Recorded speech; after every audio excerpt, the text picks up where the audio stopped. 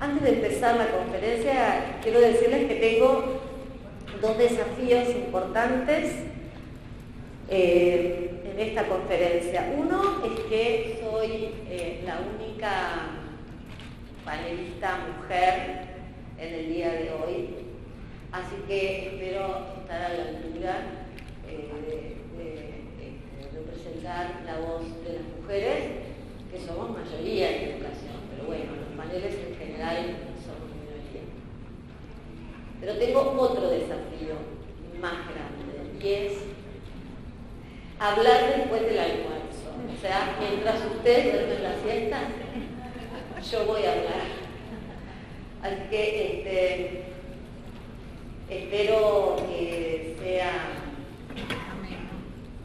que tengamos tiempo también para algunas preguntas. Yo voy a hablar un ratito, después me gustaría abrir a preguntas.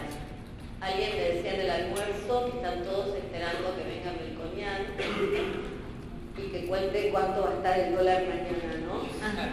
Bueno, yo también estoy esperando, así que vamos a decir, como dicen los chicos, es que vamos a hacer el aguante hasta que llegue la hora que venga Melconian. Bueno. ¿Les parece que podemos cerrar? Es una manía de profesora que cuando empieza la clase cierra la puerta, pero ¿se podrá? Hoy día no. Bueno, voy a empezar esta conferencia con una frase que ustedes deben conocer, que suele repetirse, que sirve para muchas cosas. Yo la voy a usar ahora como inspiración.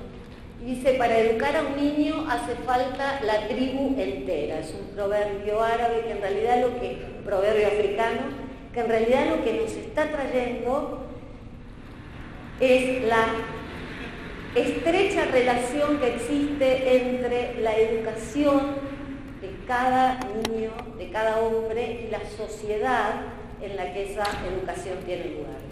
La educación no es, por lo tanto, una responsabilidad única ni de la familia ni de la escuela. Es un desafío para toda la sociedad. Cada niño que está naciendo es un desafío de la comunidad entera, que ese hombre, que ese niño llegue a ser un hombre con valores, con esperanza, con una visión solidaria, etcétera, etcétera, los valores que querramos construir. Esta frase nos va a inspirar a lo largo de la conferencia, la vamos a ir retomando, les vamos a dar distintos usos también. ¿Dónde estamos hoy? ¿Dónde está la escuela hoy? ¿Cuál es nuestra situación? Ustedes vienen trabajando desde ayer estos temas. No, seguramente no va a ser nada nuevo la situación que voy a plantear, pero yo hago una lectura particular, un recorte particular, que es el que les voy a presentar hoy. Yo creo que estamos en un momento de transición, no solamente en la Argentina, ¿no? Quiero decir, estamos en un modelo social que está cambiando en el mundo, y estamos pasando de lo que conocemos como sociedad moderna, sociedad industrial, a la sociedad del conocimiento, que es la sociedad postindustrial, postmoderna o como querramos llamarla. En esta sociedad del conocimiento, el eje de la economía ya no es el capital o la máquina, como en el caso de la sociedad industrial, sino el uso intensivo y la producción de conocimientos y de innovación a partir del conocimiento. Digo que estamos en transición, estamos pasando de un modelo social a otro, y así como la escuela, como la sociedad moderna tuvo la escuela moderna, estamos en construcción de la escuela propia de la sociedad del conocimiento. En esa transición hay tensiones y también condiciones para efectuar este cambio. Vamos a ver algunas tensiones. Yo seleccioné tres tensiones, que son en realidad transformaciones de la sociedad del conocimiento que impactan en la escuela. Antes de eso tengo que agregar un elemento de complejidad. En Argentina, además de que todavía existen espacios de sociedad moderna, existen bolsones ya de sociedades postindustriales o de grupos económicos o sociales que están portando valores. Tenemos también todavía, diría yo, espacios en los que podemos identificar valores de la Edad Media. Por ejemplo, ciertas configuraciones políticas, ¿no? Ciertos caudillismos, no son propios ni siquiera de la modernidad. Quiero decir, la Argentina está viviendo en 3 edades al mismo tiempo. Esto no pasa en todo el mundo, ¿sí? Todos están en esa transición, pero en nuestro caso todavía no tenemos resueltos problemas que son de la Edad Media, en algunos casos, en algunos lugares de este país que es tan enorme y tan diverso. Dicho esto, voy a las tensiones. Yo las llamo las 3 heridas narcisistas, porque afectan y golpean lo que ha sido la identidad de la escuela moderna. La primera tensión es la globalización. El siglo XX ha hecho que el mundo sea más chico, más compacto, más interrelacionado, y hoy no sube el dólar porque no sé qué pasa en Turquía, ¿sí? Es decir, es inevitable la interrelación entre distintos puntos del mundo, de la economía, pero también del conocimiento y de la política. Ese mundo global, cercano, pequeño, es un mundo en el que se van a competir por los mismos trabajos. Quiere decir que entonces deberíamos garantizar una educación equivalente en los distintos lugares del mundo. Eso pone en tensión el currículum de la escuela, porque en nuestro caso el currículum de la escuela primaria y secundaria fue creado con la escuela cuando se estaba creando el Estado-Nación. De manera que nuestro currículum tiene un sesgo, una impronta nacional. Nuestras escuelas todavía están en función de, están muy bien, digo, pero están en función de producir argentinos, producir argentinidad. Hay una cantidad de contenidos, de prácticas, de rituales que llevamos adelante, sí y solo sí, porque tenemos que formar ciudadanos argentinos. Ahora, el mundo global nos está pidiendo que formemos ciudadanos del mundo. Es decir, que ahí hay una tensión fuerte entre la globalización cosmopolita y el currículum que es de origen nacional. Esto es una tensión, no una contradicción, ¿sí? No es que uno si hace una cosa no puede hacer la otra, pero la tensión nos obliga a negociar, porque el tiempo, la escuela es uno solo. Entonces hoy nadie dudaría de que hay que enseñar un segundo y hasta un tercer idioma, ¿no? Nadie tiene dudas de que hay que enseñar cuál es el segundo idioma. Inglés. Nadie tiene dudas. Hoy, cuando se crea la escuela, cuando Sarmiento funda la escuela argentina, ¿qué había que enseñar? Castellano, porque los hijos de los inmigrantes debían integrarse rápidamente a un país que se estaba inventando. Lo de la segunda lengua la tenían en sus casas, era la lengua de sus padres. El mundo cambió en este sentido, digo. Y el currículum entonces tiene que responder a esta demanda. Los padres piden hoy ya no solo segunda lengua, sino determinados niveles de esa segunda lengua. Y también terceras lenguas, en escuelas que son de comunidades, por ejemplo. Que no sabemos muy bien cuál va a ser la tercera lengua. Hasta hace unos años, fíjense, era portugués. No había duda, el Mercosur, ahora resulta que es chino. ¿No? ¿Por qué decimos eso? Justamente nos tensionan los procesos globales, económicos, políticos, y el currículum se ve afectado por nuevas demandas. Otra tensión que tenemos tiene que ver con las tecnologías. Las tecnologías de la información y de la comunicación le quitaron a la escuela el lugar del monopolio de la información. Muchas veces recuerdo una escena familiar donde había varios chicos mirando una película. Me impactó mucho, no es que no lo supieran, pero vieron esas cosas que uno sabe, pero cuando se le presentan y ve en los chicos de la familia, uno se da cuenta hasta dónde están pasando las cosas. Bueno, miraban la televisión una película de delfines y alguien en la película dice, porque los delfines son mamíferos. Y estos niños entre 7 y 8 años, primos, uno dice, pero ¿cómo mamíferos?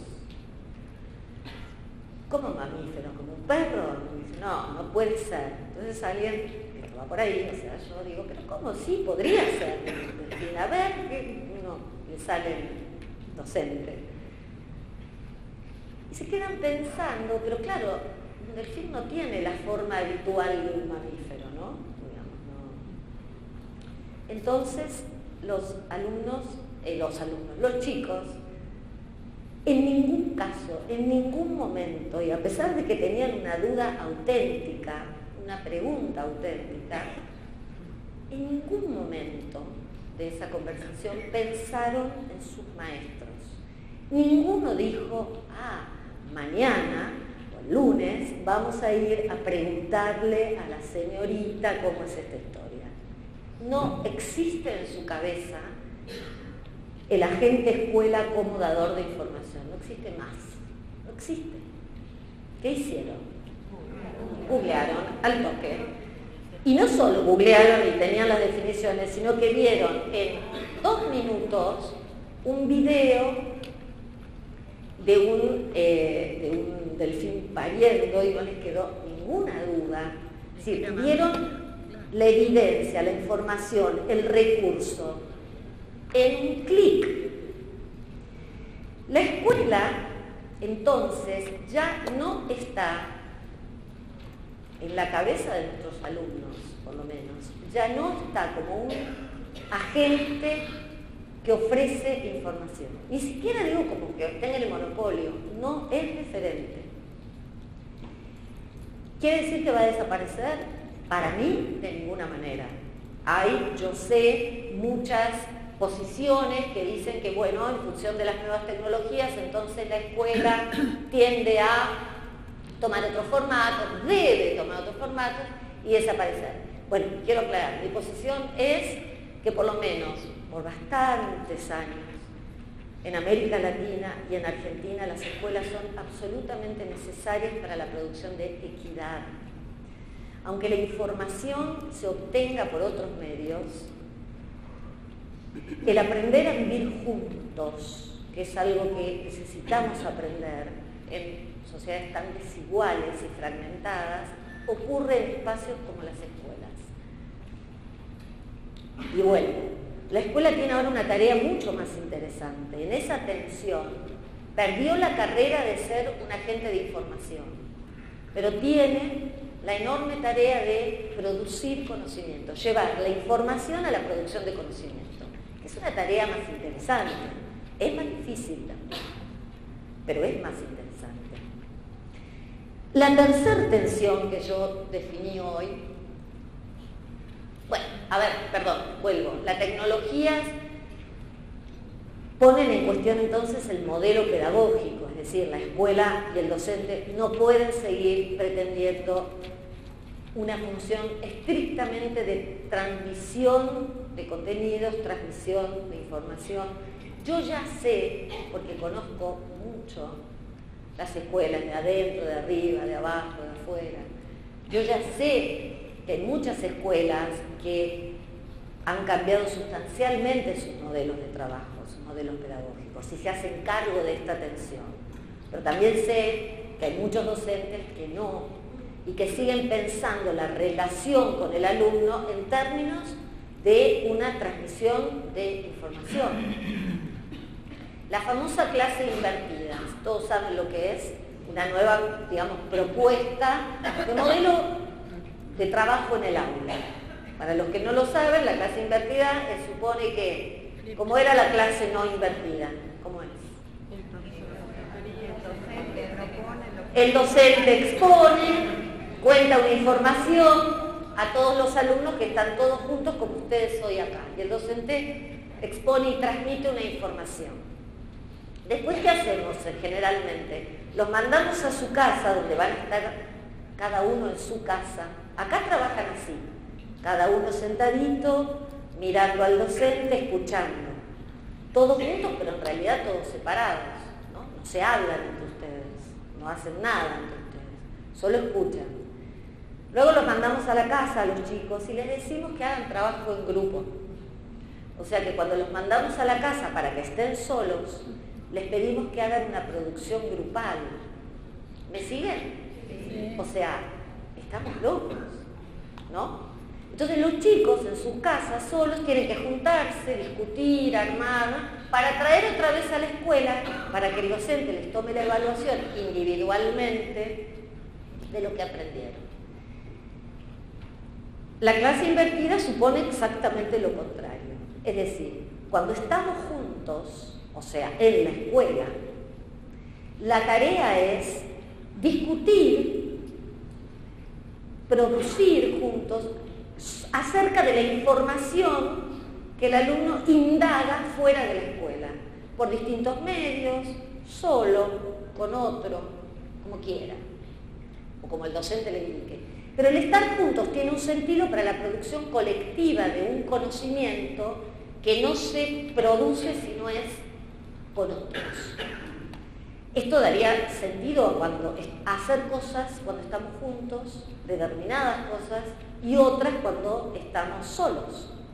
La escuela sigue, fíjense, en el formato, sigue trabajando como si tuviera el monopolio del conocimiento, de la información, como si para acceder a la información hay que pasar 4 horas sentado en un banco, cuando tengo en mi bolsillo el celular inteligente que me lleva a todas partes. Me transporta y me aporta la información que quiera. La tercera tensión, a mí me parece tan importante como las otras, tiene que ver también con un proceso de transformación que ocurrió a lo largo del siglo XX, que es la metamorfosis de la familia como institución. Ustedes piensan, traten de pensar cómo es una familia en 1918, hace 100 años. Traten de pensar cómo es la foto de una familia en 1918. ¿La tienen en la cabeza, más o menos? ¿Sí? ¿Más o menos? Hay algunos jóvenes que no tienen ninguna tienen cara de... No puedo imaginar. Bueno, era algo así como una señora, un señor, ¿no? Unos niños. ¿Estamos hasta ahí de acuerdo? ¿Podemos dar alguna otra característica? ¿Quién? ¿El hombre del que estaba sentado?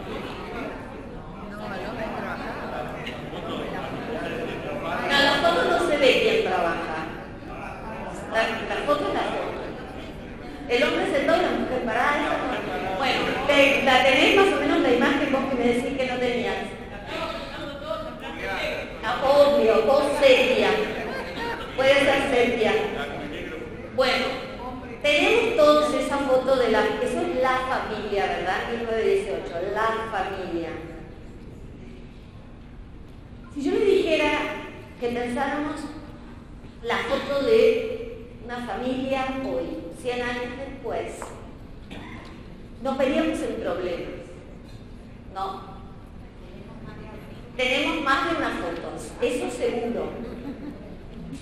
Y además no en todas van a aparecer un varón y una mujer, no en todas van a ver. Todas esas variaciones es que la familia ya no existe, como diríamos, una familia tipo, sino existen tipos de familia en su configuración. Pero además, adentro de la familia se han transformado las relaciones muy fuertemente.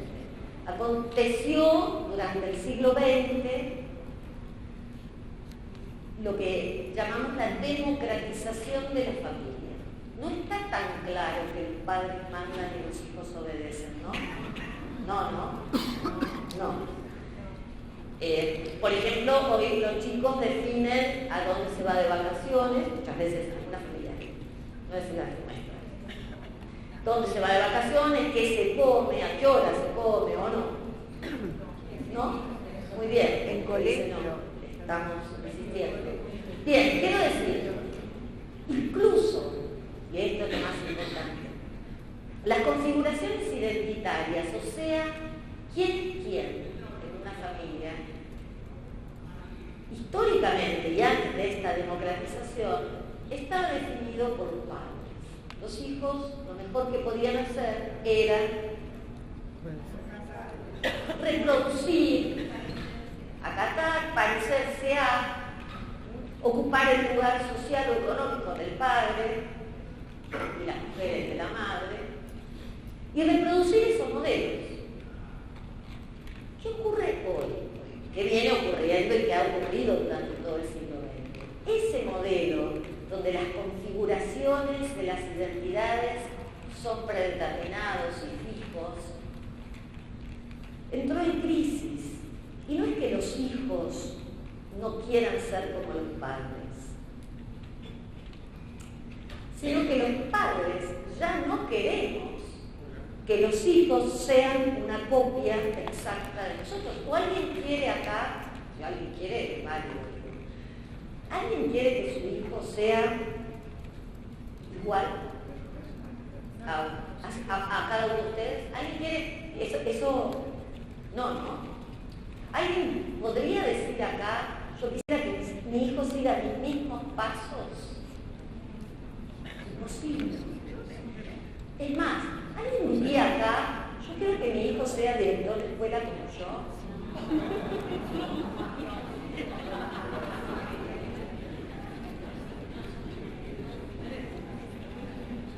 Bien, ahí estamos. Y no es, ¿se entiende la diferencia? No es que los chicos dejaron de obedecernos. El cambio está en que ya no queremos esa clase de obediencia. Y estamos dispuestos, son más abiertos, a decir cosas como, en realidad todos estamos dispuestos a decir qué queremos para nuestros hijos. ¿Qué queremos? Que sean felices, sean buenas personas. Sí, una indeterminación total, ¿no? Sí, es indeterminado, que sea feliz con qué, con lo que él quiera. Es más, por eso digo, incluso los más abiertos, es decir, con lo que él quiera, que sea varón, mujer, con lo que quiera, yo lo comparto. Si puede elegir hasta el género.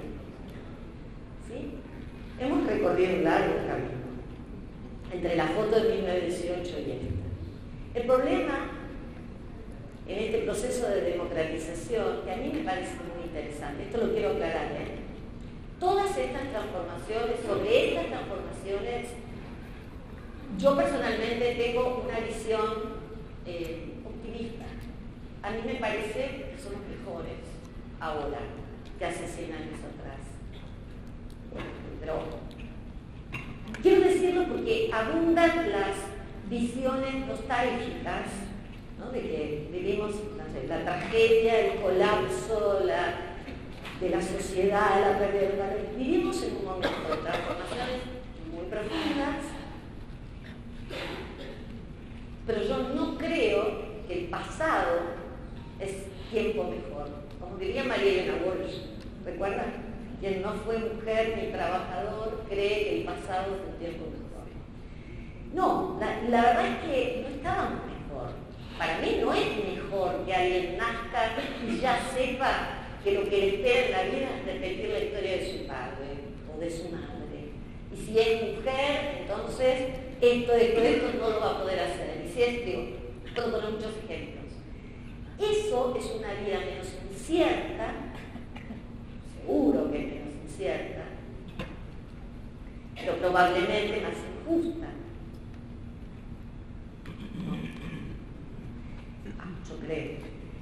Entonces, este es un momento interesante. El asunto es que esa familia, donde los adultos eran adultos y mandaban a las nuevas generaciones, y los adultos querían ser adultos y querían ser invitados y querían tener esta autoridad de mandar a los hijos lo que tienen que hacer, esa sociedad no está más. Y esos adultos, entre comillas, hoy quieren ser tan jóvenes como los hijos. Y muchas veces nos pasa en las escuelas que llamamos a la madre y se sienta la madre y el padre y la hija o el hijo, y uno no sabe realmente quién es quién. Desde la vestimenta hasta el comportamiento, hasta lo que nos dicen. Y uno dice, claro, yo estaba esperando encontrar un adulto. Pero si sabemos que no es así, o que en muchísimos casos no es así, ¿por qué seguimos esperando que detrás de cada chico haya una familia tipo 1918? Porque la verdad es que yo muchas veces escucho docentes quejarse de los padres, y yo digo, pero perdón, ¿vos creés que detrás de este chico está la mamá esperando que vuelva de la escuela preparando una torta para tomar la leche? ¿Vos creés en esa correspondencia que tenemos en la cabeza de que hay un interlocutor que es la familia empoderada detrás de cada chico? Bueno, como docente, cuando nos ponemos en modo docente, nos pasa que nos creemos eso. Nos pasa que nos creemos que detrás de cada chico están estos padres, tutores, encargados, responsables, que en muchos casos sí, pero digamos que aún aquellos que están, no están como estaban antes.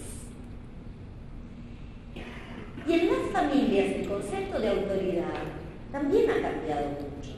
Ya no es tan fácil decirle a un hijo, hace esto porque lo digo yo, porque soy tu madre o soy tu padre, y esto genera efectos. Esa obediencia tampoco es tal, o uno no tiene que estar fundamentando cada decisión como padre, como madre, digo, no como educador. Nos ocurre eso, ¿no? No sé, ¿les pasa? Bien. Imagínense que la escuela obtiene su poder de la familia. Es decir, la autoridad de la escuela proviene de una autoridad y de un poder cedido por la familia. Este fue el origen de la escuela moderna. Es la familia que es la que tiene el poder, la autoridad, el derecho a educar a los hijos, la que cede por unas horas su poder de educar a la escuela. Y eso empodera a la escuela. Fíjense qué pasa cuando la familia perdió ese poder. Cuando la familia ya no tiene ese poder tan claro, ni quiere ejercerlo, muchas veces, de educar, de formar. ¿Quién empodera a la escuela? Entonces, si esa alianza entre escuela y familia está rota, ¿quién empodera a la escuela? ¿Quién le da la razón a la escuela? ¿Quién sostiene la palabra del maestro en la casa? ¿Quién? En esa ruptura de la alianza los que más perdemos somos los educadores, los que pierde la escuela. Por eso a nosotros nos conviene hacernos cargo de esa tensión y ver cómo reconstruimos ese contrato. Porque sin ese contrato nos quedamos sin ningún poder para educar. Así que esa tensión también, a mí me parece que en cualquier proceso de cambio tenemos que tenerla en cuenta. Bien, todas estas tensiones que estamos viendo acá impactan en la función y en el modo en que la escuela lleva adelante su trabajo. Porque lo que estas tensión que generan son nuevas demandas a la escuela. Y ustedes todos lo saben. La escuela hoy tiene un exceso de demandas, como decía Carlos Tedesco, llamaba a este fenómeno un desborde, un exceso de demandas.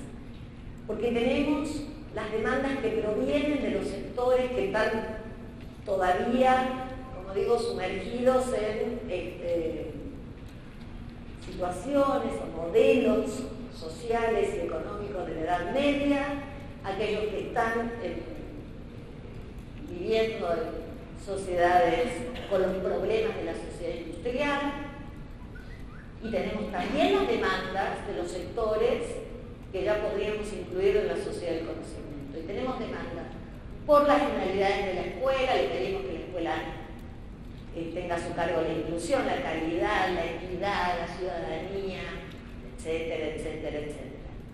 Hay demandas sobre el modelo pedagógico, o sea, le estamos pidiendo a la escuela que desarrolle capacidades, que atienda la diversidad, que tenga flexibilidad curricular, que se centre en los aprendizajes, etcétera, etcétera, etcétera.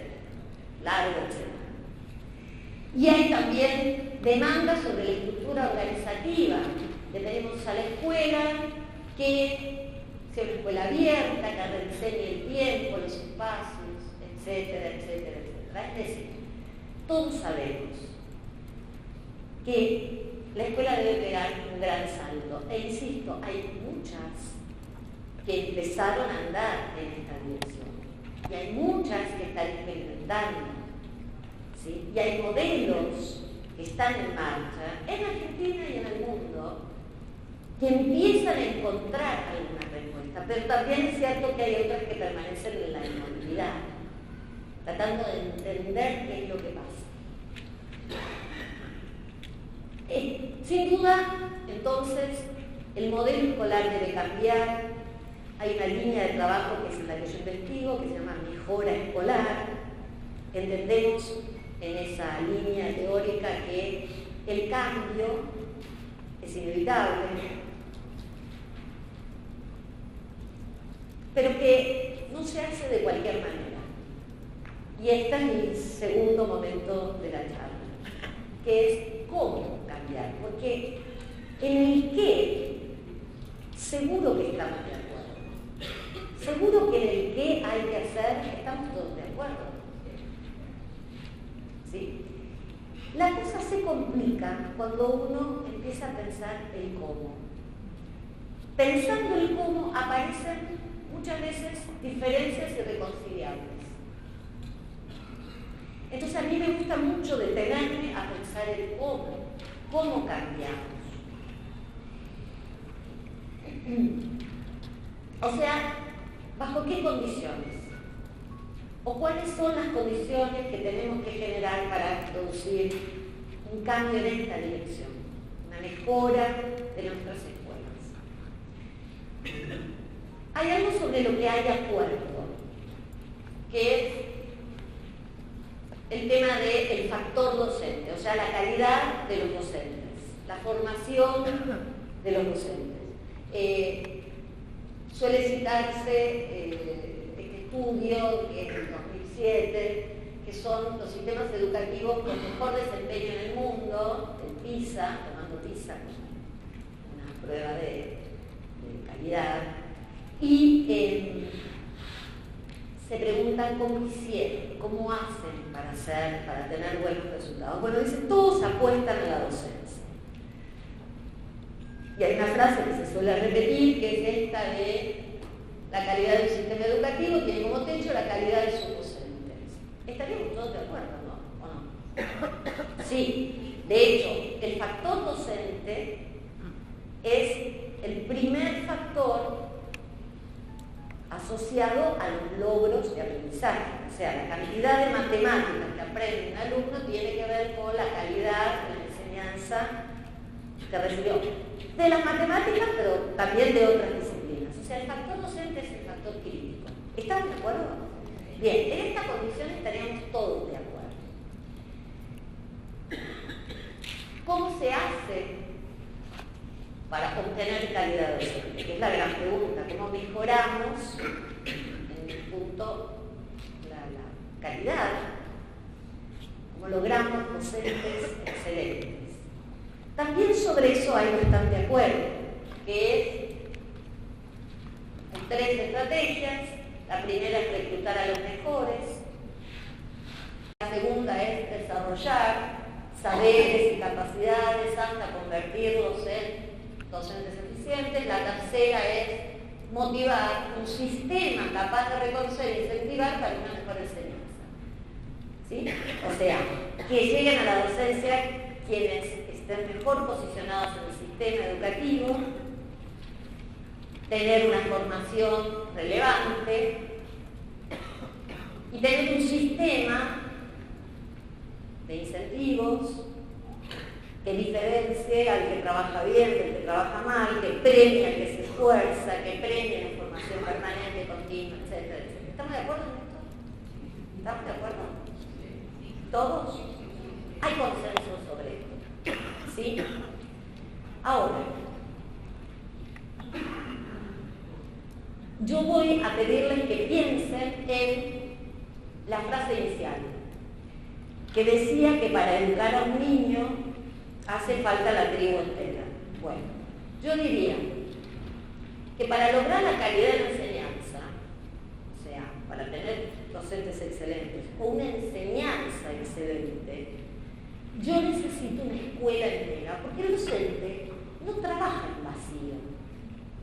Entonces, yo podría, estamos muy lejos de eso todavía, pero bueno, yo podría mejorar los procesos de reclutamiento, mejorar la formación docente, mejorar la carrera docente y aún así no lograr impactar, porque el docente trabaja,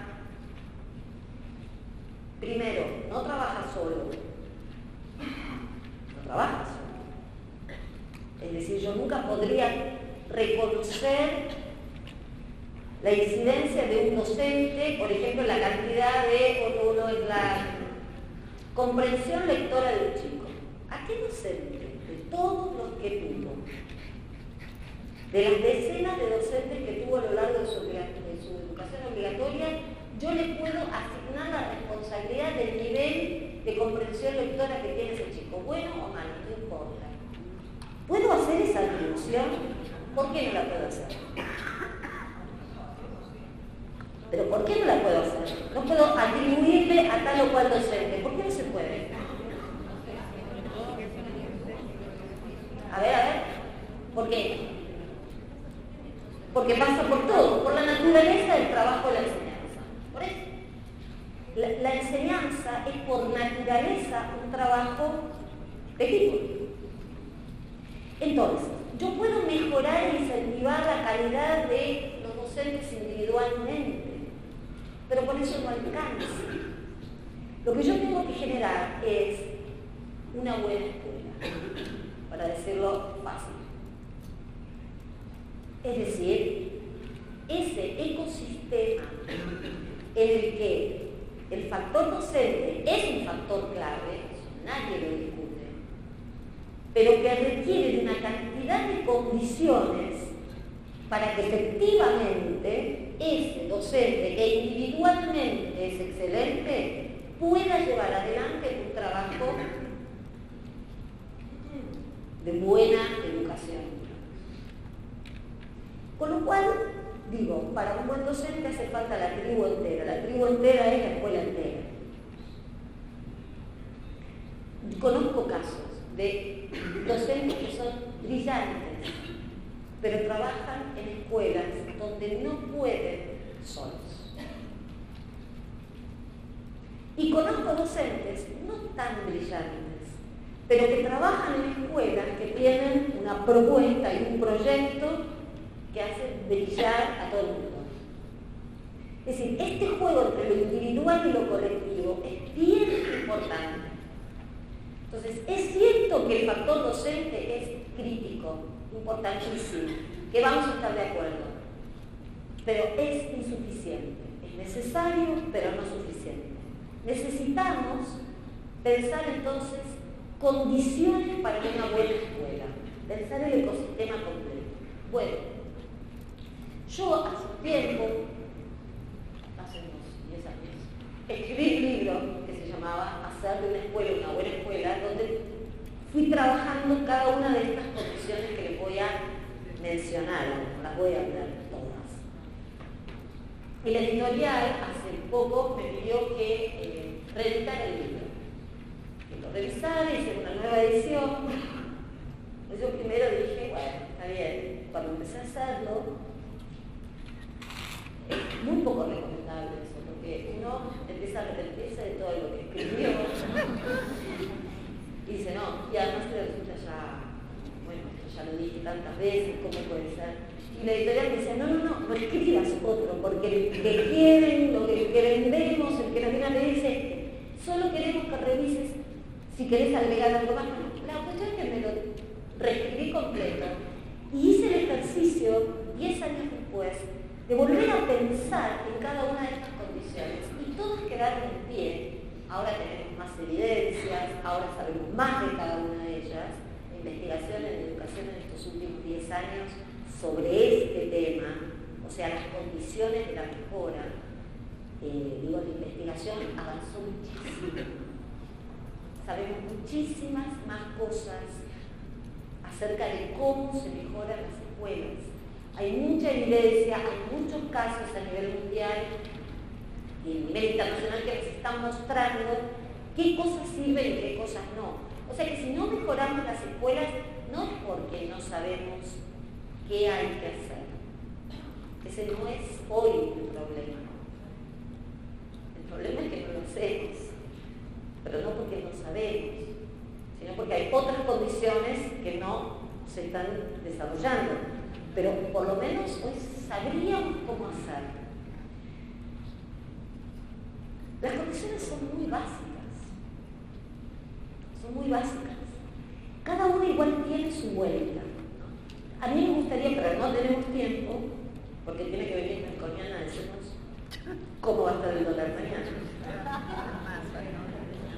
No, nos han pedido que seamos muy puntuales y yo quiero que haya preguntas, pero me voy a detener en la última de las condiciones.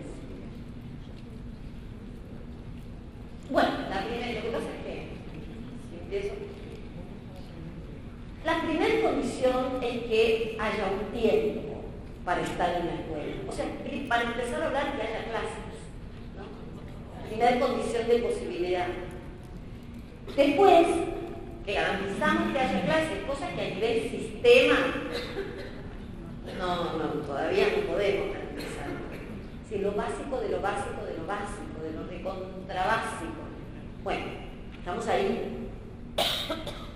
Yo sé que en este punto la diferencia entre las escuelas de gestión pública y de gestión privada es importante. Es muy importante porque las que padecen, sobre todo el tema paros y demás, son las escuelas de gestión pública. Digamos que las condiciones en este punto de las escuelas de gestión privada es mejor. Ese escalón, digamos, esa condición la tendríamos.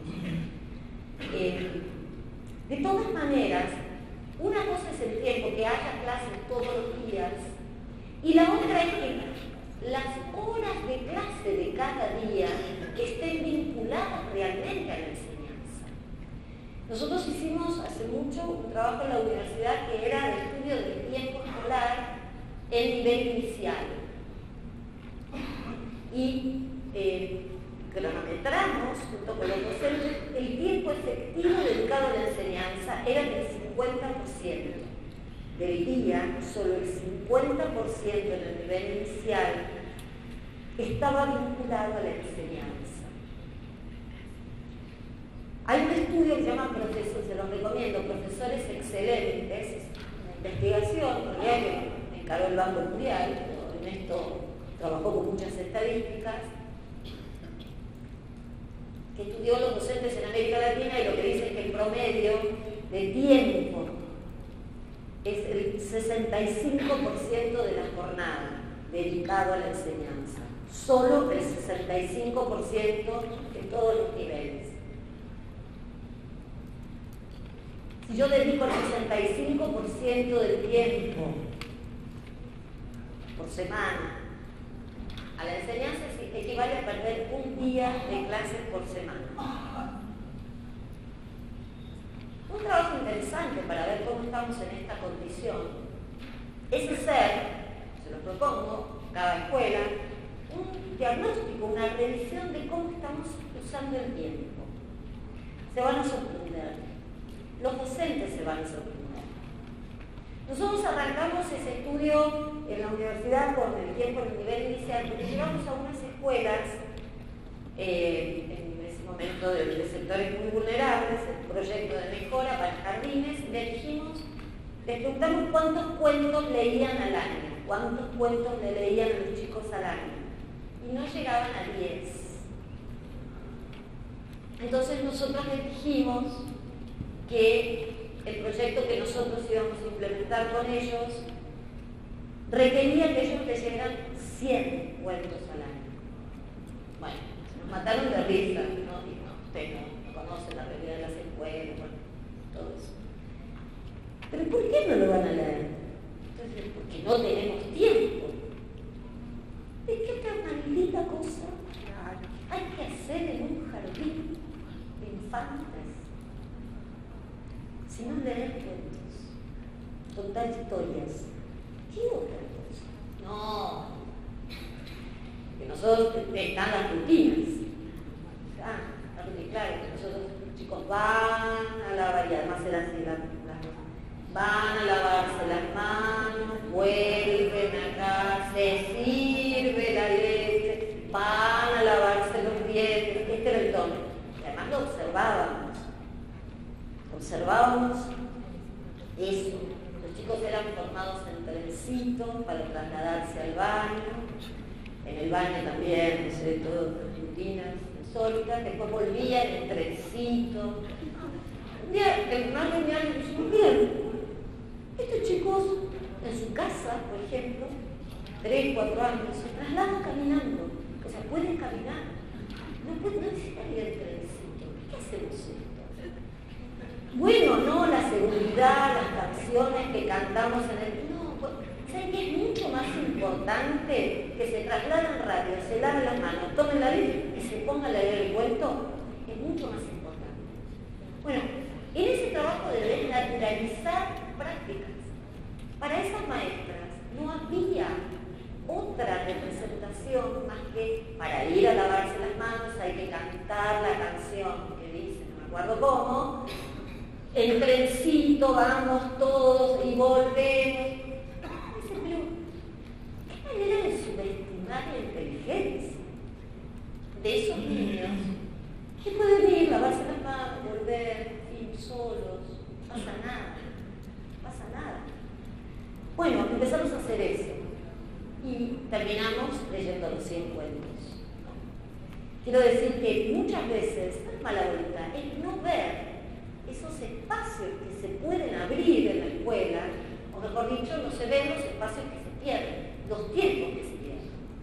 Un buen trabajo de diagnóstico institucional es que la propia escuela se proponga revisar, volver a mirar cómo está usando el tiempo, los tiempos de las reuniones, los tiempos de las reuniones que tenemos con los padres, con los docentes, cuánto tiempo se pierde, cuánto tiempo se pierde. Y la verdad es que lo único que tenemos es el tiempo. Pero todo lo que hagamos tiene que entrar dentro del tiempo. Cuanto más tiempo tengamos, entonces mejor. El tiempo es algo que hay que cuidar más, mucho más en la escuela. Mucho más. La segunda, pero claro, yo no quería hablar, porque voy a hablar de esta y después les voy a pasar a una. La segunda condición de una buena escuela es qué hace con los ambientes, con los espacios. La escuela es un tiempo, pero también es un espacio, un lugar, en el que tiene lugar una experiencia que es única. Todos sabemos que esos espacios deben ser seguros, ¿no? Limpios. ¿Qué más? Luminosos. Sarmiento ese libro que hay que volver a leer cada tanto, que se llama Educación Popular. Ahí Sarmiento describe el megasistema, cómo se financia, los temas más importantes de la política educativa. Pero además, porque la verdad que era un maniático, como él mismo dice, sentía una manía por la educación, solamente un maniático, como Sarmiento, lo digo con todo cariño. Se tomaba el trabajo de decir, por ejemplo, el maestro tiene que llegar 1 hora antes a la escuela, abrir las ventanas, barrer el piso, vuelvan a leerlo, Manuel, es emocionante. Sí.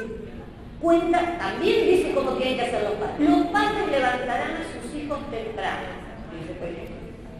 Les lavarán las caras, indica a los padres. Y llevarán a los chicos con vestimentas sin mancha y sin roturas. Maravilloso. Entonces, yo digo que siempre digo que Sarmiento hace una pedagogía de los detalles. Que eso, que el maestro limpie, barra, abra, que haya luz, que haya aire, bueno. Sarmiento está pensando en ese ambiente, cómo se genera ese ambiente, con los recursos de ese momento, ¿no? Sarmiento, ustedes saben, decía educar al soberano, ¿no? Era su frase, educar al pueblo, educar al soberano en la escuela pública. Y por eso construye, luego de él, las escuelas palacios de las que hablábamos hoy.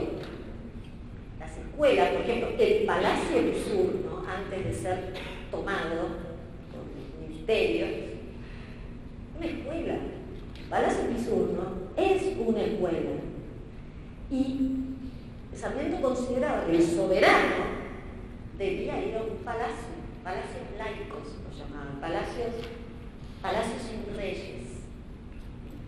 Sí, la escuela como un palacio. Estamos lejos, yo ya sé. Yo no estoy diciendo que cada escuela tiene que ser un palacio. Esa arquitectura monumental está también en función de toda una época. Pero lo que tenemos que empezar a ver es que los ambientes tienen que portar un valor que hemos abandonado muchas veces. Porque muchas veces lo consideramos elitista, y lo fue. ¿Qué es la belleza? Es decir, lo bello como un valor en la escuela. Hay un derecho de los niños a la belleza. Hay una relación entre lo bello y lo bueno. Ya lo dicen los filósofos clásicos. ¿Qué es lo bello? Gran discusión. ¿Qué es lo bello para mí? ¿Qué es lo bello para el otro? Hay que hacer en las escuelas una reflexión acerca de los ambientes, que allá decían lo atractivo. Bueno, yo digo lo bello. Lo bello como también lo verdadero. Les quiero contar una historia. Muy rápido. Hace un tiempo yo tuve la oportunidad de ir a conocer cómo funcionaban escuelas en el norte de Italia. Escuelas que trabajan con una pedagogía que es la pedagogía que llamamos Reggio Emilia, que es en la zona de la Emilia Romana. Bueno, no importa, norte de Italia. Escuelas públicas. Todas estas escuelas trabajan con esta pedagogía. Esta pedagogía, escuelas de primerísima infancia, de 0 a 4 o 5 años, niños muy pequeños. Tiene muchas características, pero una de esas características es el expreso cuidado de los ambientes en cuanto a la armonía, en cuanto a la belleza de los ambientes, de los recursos. El estudio, el tiempo que yo fui ahí, yo podía ir, mirar toda la jornada, pero yo no podía hablar ni intervenir en ningún momento, y después teníamos sesiones con los pedagogos para interactuar, cambiar, preguntar, observé esto, vi lo otro, esto me gustó, esto no me gustó. Muy bien. Entonces, un día, en una escuela que se llamaba Ana Frank, llegaba la hora de pasar. Estamos en Italia. Detalle no menor, quiero decir, la comida, la cocina, ocupan un lugar central en la cultura, ¿sí? Muy importante. Bueno, llegó la hora del almuerzo, los chicos pasan todo el día, son jardines de jornada completa, iban a almorzar, y vemos que en un lugar donde estaban todas las mesas, los maestros se acercan, ponen sus manteles, y en cada mantel se pone un vaso con una flor. Algunos tenían flores, otros tenían ramas, del jardín de ahí que rodeaban al jardín, nada extraordinario. Y los chicos chiquititos, quiero decir 3 años, cuando ya apenas caminaban, ponían la mesa. No todos los días, pero ponían la mesa para sus compañeros, para todos. Y otros cocinaban junto con el cocinero la comida que iban a comer todos. Yo pensaba en muchas escuelas, sobre todo escuelas en las que trabajé hace muchos años en la zona de La Cava, en la villa, donde los maestros, por supuesto, se daban de comer, pero donde había todo un cuestionamiento acerca de escuelas públicas también, es decir, esto también es tarea de la escuela, ¿no? Que había, ahora ya creo que esa discusión está zanjada, pero en un momento era ¿por qué la escuela, por qué el maestro tiene que dar de comer? Bueno, en estas escuelas públicas del norte de Italia nadie se hace esta pregunta. Comer en la escuela, comer con nosotros, es el acto más natural y más profundamente educativo que llevan adelante cada día. Y la verdad es que juntarse alrededor de una mesa para comer una comida sobre la que podemos conversar y además poner la mesa para otro es un gesto tan humano, tan esencial, que ¿cómo va a quedar afuera de la escuela? Eso ya no es materia de discusión y al revés, se lo usa como un momento educativo fundamental. Todo esto para decirles que yo veía, no podía creer, veía a chiquitos de 3 años llevar en manos pequeñas vasos, iban con un vaso, volvían a la cocina, agarraban el plato. El vaso, por ejemplo, era de vidrio, un vaso pequeño de vidrio. Y yo veía cómo pasaban y pensaba, pero todo el tiempo uno volvía a la Argentina y yo decía, si yo dijera tienen que usar vasos de vidrio, me imagino los directores diciendo, no, la responsabilidad civil, y el seguro, y no sé qué. La escuela segura. Todo eso, su escuela segura, y no me van a dejar. Muy bien, pasaban los chicos, nadie se le caía ningún vaso, los platos eran de loza, los cubiertos eran cubiertos, cuchillos que cortaban, los chicos aprendían a cortar, se sentaban, comían, en fin. Ese día, al fin del día, cuando nos reunimos, yo pregunto y digo, a mí me llamó la atención que los vasos, cuando fueron a comer, que las casas eran tan bonitas, que había flores y todo eso, y los vasos eran de vidrio, y los platos eran de loza. Bueno, la pedagoga italiana me miró con una cara como que era marciana y me dice, pero ¿de qué otra cosa es un vaso? Se lo digo en italiano y era muy cómico. ¿Y de qué otra cosa es un plato? ¿Y de qué otra cosa es un vaso? Entonces, ¿no habrás pensado que debíamos poner vasos de plástico? Y la verdad que sí, yo decía, claro, plástico no. Entonces, digo, ¿y por qué no? ¿Por qué no? Entonces dice, porque un vaso de plástico no es verdadero. Esta fue la respuesta, no es que es más lindo, que obviamente es más lindo. Lo que ella dice es, el vaso de plástico no es verdadero. Si nosotros ponemos vasos de vidrio, además de que es bello y que los vasos son de vidrio, que estoy enseñando con la verdad, además le estoy diciendo dos cosas importantes. Los vasos se pueden romper porque son de vidrio. Vos tenés que poder cuidarlos. Es más, yo confío en que vos vas a poder cuidarlos, por eso te lo doy. Es entonces en ese sentido verdadero y produce efectos educativos. Empodera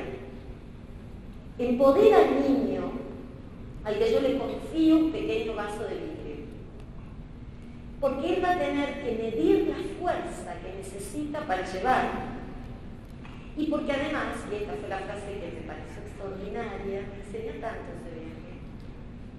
ese momento, que lo que dice es, porque es fácil armar un mundo de plástico, un mundo simulado y falso de plástico. Pero muy temprano, los chicos deben aprender que las cosas se pueden romper, que las relaciones se pueden romper, que las personas se pueden romper, ¿no?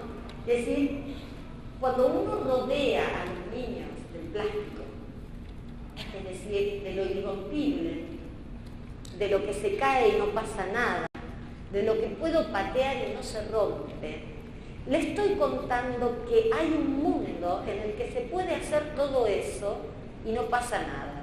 Es extremando la educación de la impunidad. Uno podría escribir un artículo que se llame ¿Cómo llegamos del vaso de plástico a la impunidad? Pero se entiende lo que quiero decir. Es decir, el cuidado de las cosas, el cuidado de las personas, el cuidado de los vínculos, se aprende cuando tomo ese riesgo. Si yo rodeo al chico de ninguna responsabilidad, de objetos que no se rompen, de cosas que no tienen consecuencias, no estoy educando su responsabilidad, ¿sí? Su capacidad de cuidar, su autonomía. A mí me parece un ejemplo de esos mínimos, pero maravillosos, para mostrar cómo uno puede ejercer un acto de educación tan profundo como esto que digo, solamente cambiando un vaso de plástico por un vaso de vidrio. Ahora van a decir que vinieron al Congreso de Cordier y les dijeron que tienen que tirar todos los vasos de plástico. No estoy diciendo eso. Lo que quiero decir, ¿se entiende? Y es que con pequeños gestos yo cambio el sentido por completo de un ambiente o de una actividad escolar. No son grandes reformas. Necesitamos también grandes reformas. Pero fíjense con qué poco yo cambio una intervención docente. Un mensaje, una estética y una ética. Bueno, les prometo que las que vienen, porque ya nos queda más tiempo. Una buena escuela tiene además un proyecto escolar conocido y compartido, hay planificación y seguimiento de la enseñanza. Cada una de estas podría ser una conferencia. A mí son los temas que más me importan. Enriquecimiento de la enseñanza con recursos, altas expectativas de que todos pueden aprender, los chicos, pero también los docentes, también los directores, altas expectativas de aprendizaje en todas las direcciones.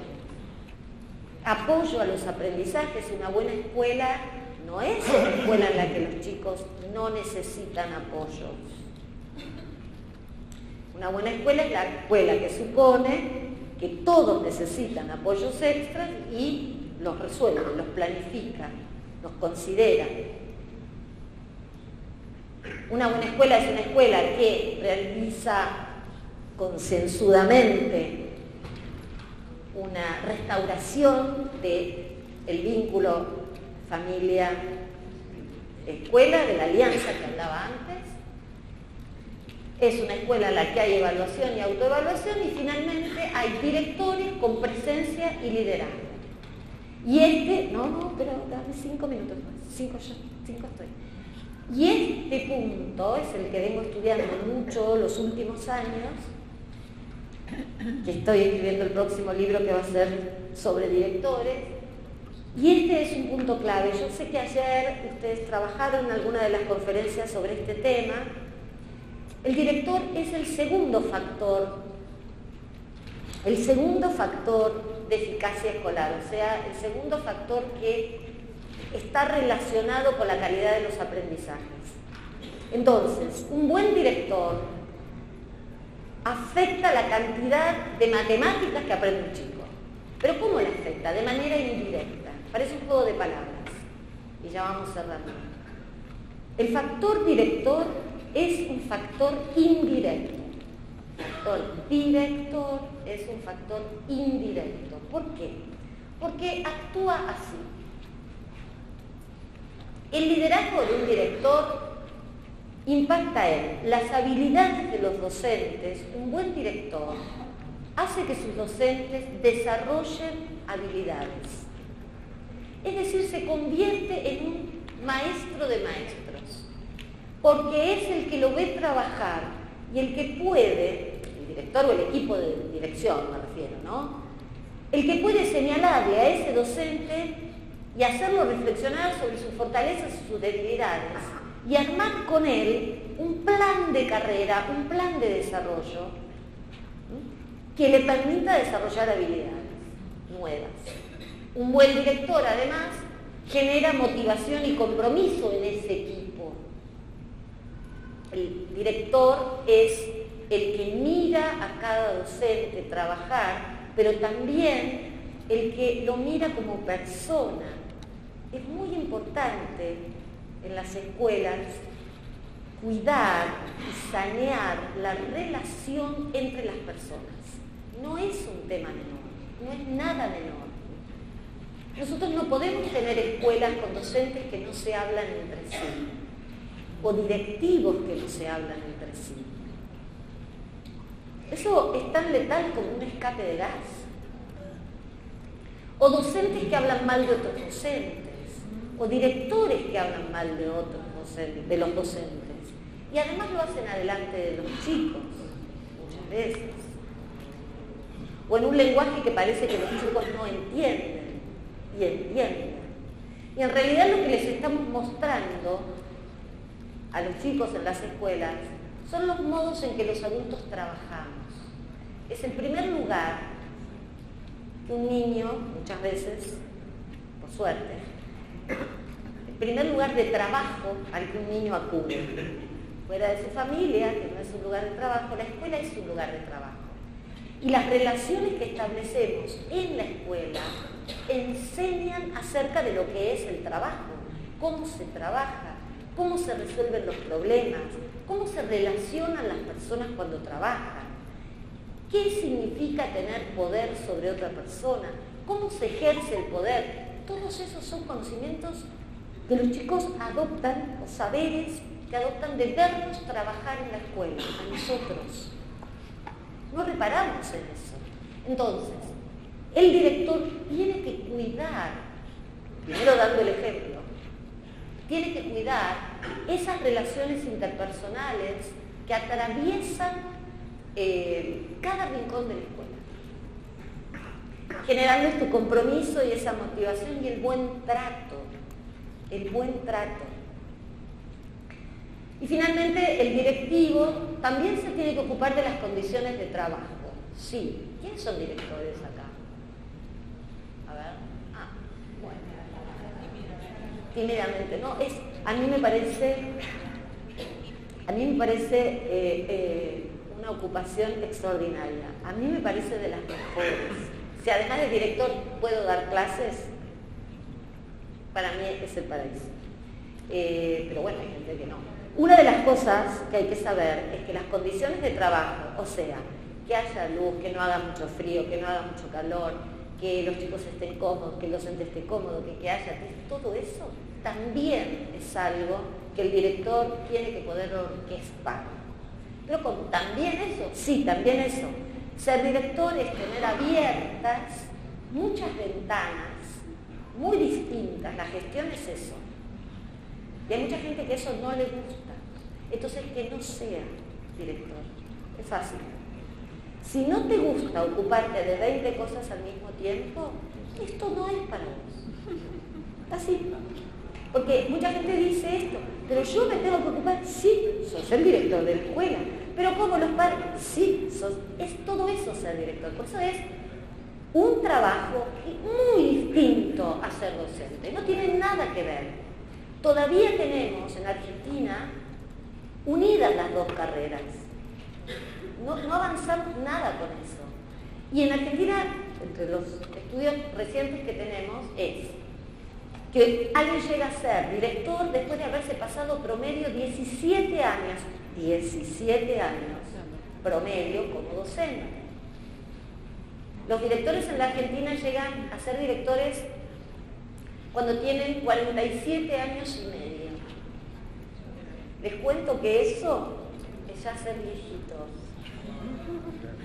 Para el promedio, sí, para el promedio de América Latina, ni hablemos del mundo, el promedio en América Latina es de 44. En Argentina llegan más grandes. Y piensen, un director llega director teniendo 47 años y medio y se va a jubilar a los 50, por ejemplo.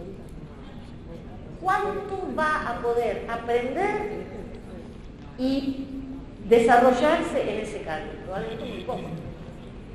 Bien, ser director entonces requiere un buen director, una buena política de desarrollo de directores.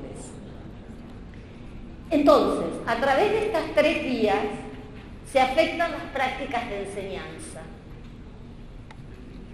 Y ahí recién los procesos y resultados de aprendizaje. Es decir, el director trabaja sobre el clima escolar. Por eso es indirecto. No es él el que enseña, pero es él el que genera el clima que va a producir mejores aprendizajes. Esa es su tarea fundamental. Hay 2 condiciones más, y ya cerramos, 2 condiciones más que me parecen muy importantes para una política de mejora escolar. La primera, la tomo de una autora de la Universidad de Stanford, que es Darling Hammond, Linda Darling Hammond. Ella describe 2 modelos para llevar adelante la mejora o el cambio escolar. El primero, dice, es el modelo de competencias e incentivos. El otro es el modelo de equidad y construcción de capacidades, y ella se juega por este segundo. Y dice, el modelo de competencias e incentivos es un modelo que supone que bajo presión las personas y las escuelas van a hacer las cosas diferentes.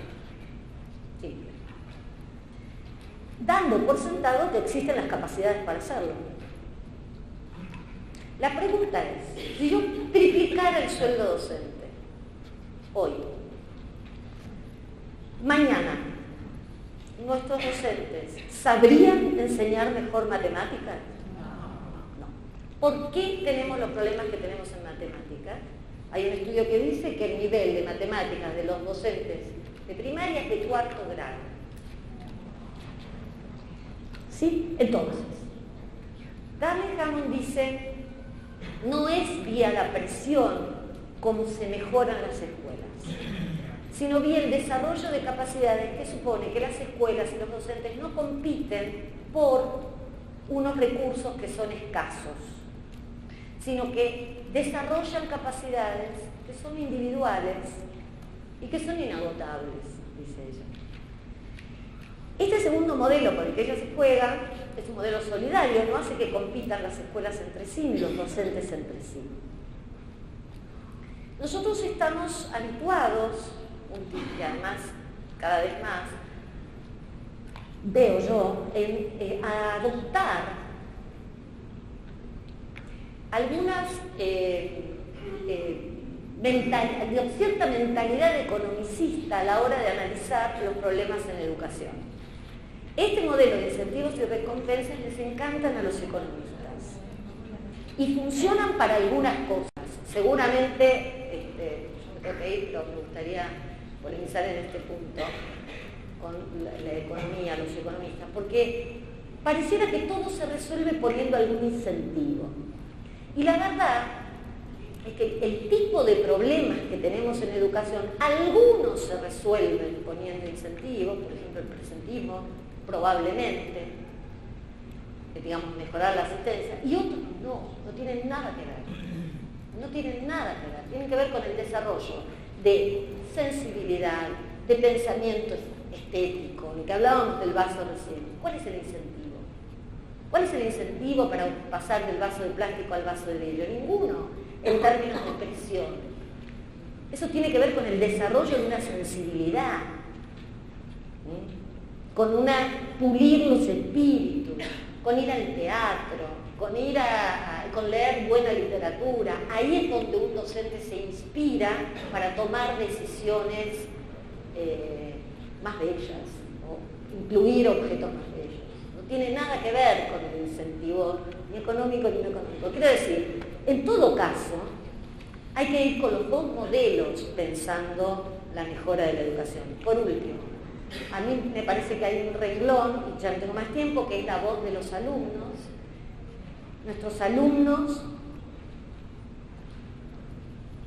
no tienen voz en la escuela. No tienen voz. Estoy generalizando. Quiero decir, no conocemos ni nos importa su opinión acerca de sus maestros, de cómo está la escuela, de qué cosas les gustaría que cambien, de cómo se siente él, de qué cosas aprende, de qué cosas no. Hay una pregunta de Fulan que dice: ¿qué sucedería si tratáramos a cada alumno como alguien cuya opinión importa? La formación ciudadana tiene que ver con hacer sentir, desde el momento en que un niño empieza a hablar, que su voz importa. Ahora resulta que los tenemos hasta los 18 años en la escuela, donde nunca les preguntamos nada, donde su opinión no importa. Pero a los 16 pueden elegir presidente, ¿o no? ¿Sí? Pero en la escuela no pueden elegir nada. Hasta hace poco no podían elegir ni ir al baño. Entonces, termino. Incluir la voz de los alumnos puede ser también un gran proyecto institucional. Es un proyecto de educación, claramente, de educación ciudadana. ¿Cómo hacemos para que la voz de los niños, desde los 2 años, o sea, desde que empiezan a hablar, tenga peso en la institución y en nuestras decisiones? Termino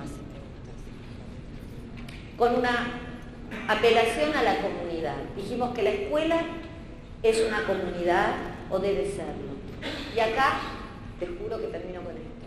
Hay un autor que dice, a ver, comunidad, todos queremos entender de qué estamos hablando, ¿no? ¿Qué es una comunidad? ¿Qué es una comunidad? ¿Qué? Un grupo de personas que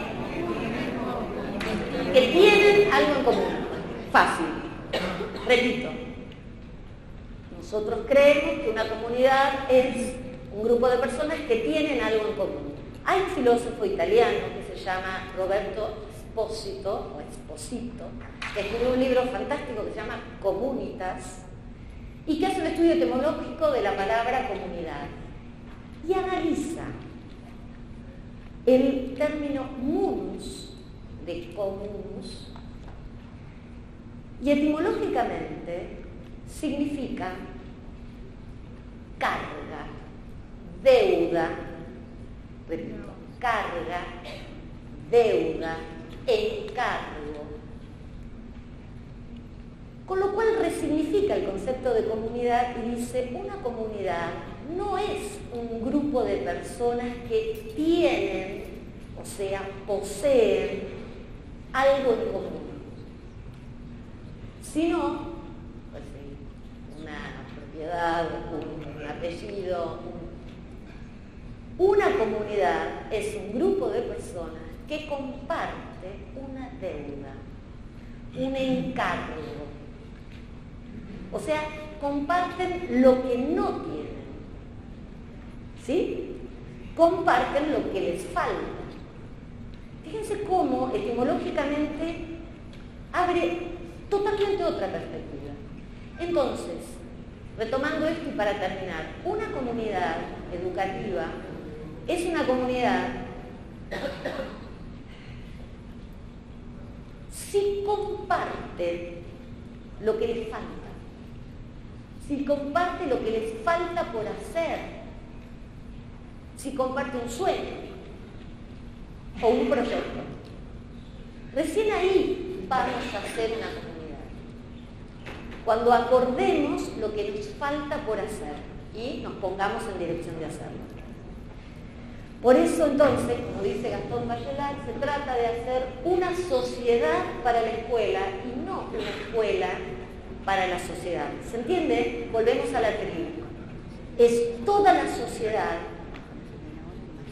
arropando, acompañando, protegiendo a cada escuela. Gracias. Mil gracias, Claudia. Nos hablaste del tiempo, que es muy tirano. Lamentablemente no tenemos tiempo para hacerle preguntas, pero no, lamentablemente no. Bueno, muchísimas gracias.